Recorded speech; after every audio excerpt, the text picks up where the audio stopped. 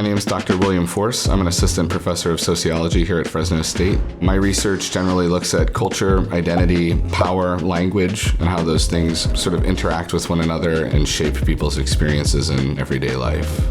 When I started getting tattooed again in 2015 after sort of a break from it, one of the things I noticed was how much the experience had changed. The process of booking tattoos, the process of getting tattoos, the relative social acceptance of those tattoos. So my research question became, what are the ways that social media seems to have changed the sort of landscape of tattooing?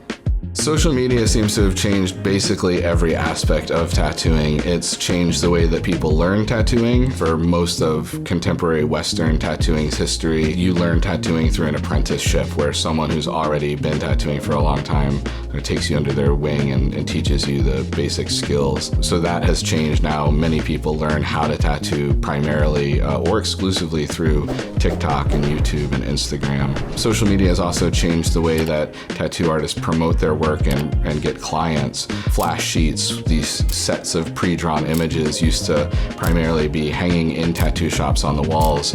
Now most people post their flash sheets as Instagram stories or occasionally as posts. Social media has also made it possible for tattoo artists to develop a client base even in a place where there isn't a downtown area where people are just walking by the tattoo shop. Tattoo artists are being followed and appreciated by folks on the other side of the country or the other side of the planet, and people travel to get these tattoos. There's also been kind of a lot of bringing back old styles. So for instance, what we now call blackwork, when people have black line tattoos with only shading but maybe no color or maybe not even shading at all, that style of tattooing used to be sort of isolated to, working class people and the mischief makers that we associated tattoos with before the 1980s. But now that tattoo style has become really popular, in part, I think, because it photographs very well. Those bold lines look really good on your grid. I think social media has shaped not only the kinds of tattoos that people get, but also the collection style of the tattoos that people acquire. In the 80s and the 90s, the sort of high-end tattooing were these very large-scale pieces like sleeves or chest pieces that were all done by one artist, took multiple sessions, could be very, very expensive.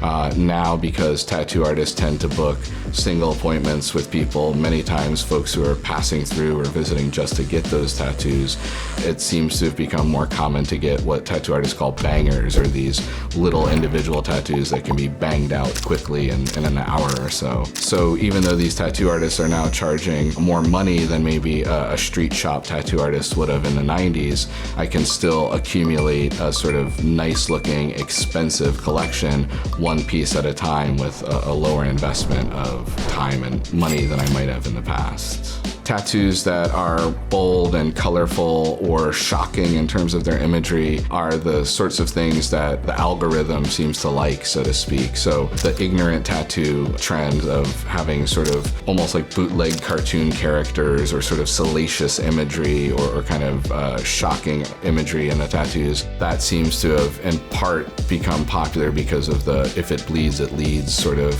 tendency in media in general. Certain styles of tattoos that were associated only with kind of like the criminal underclass or with deviants have also become more socially acceptable, as celebrities and musicians and athletes have been seen wearing them, and young people try to emulate those tattoos. It's changed the nature of the work. It's changed what kinds of tattoos people get. It seems to have at least touched kind of every corner of the world.